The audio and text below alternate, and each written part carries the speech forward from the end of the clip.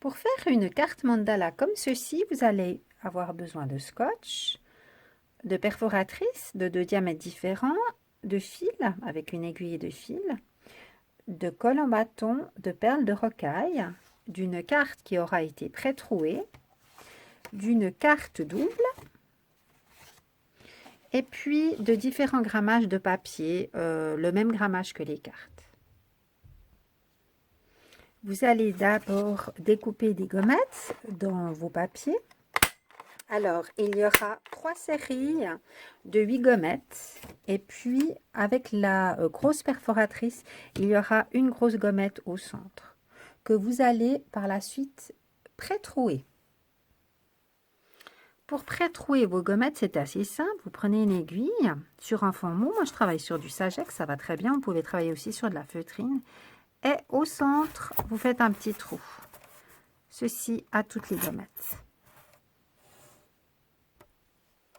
Personnellement, j'ai créé un modèle de carte, c'est-à-dire j'ai pris une carte, j'ai tiré des traits, voilà, comme référence pour moi. J'ai collé mes gommettes de manière harmonieuse, elles étaient pré-trouées. Et puis ça, c'est la carte qui va me servir de modèle en fait pour pré-trouer toutes les autres cartes sur lesquelles vous allez broder.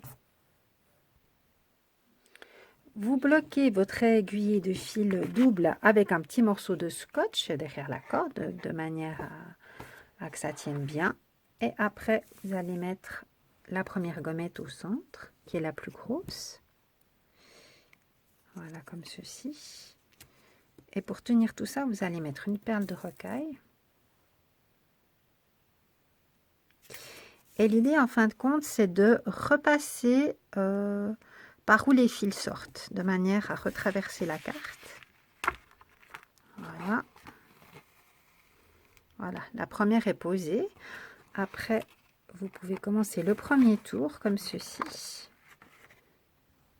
Moi, je vais prendre une rouge. Voilà.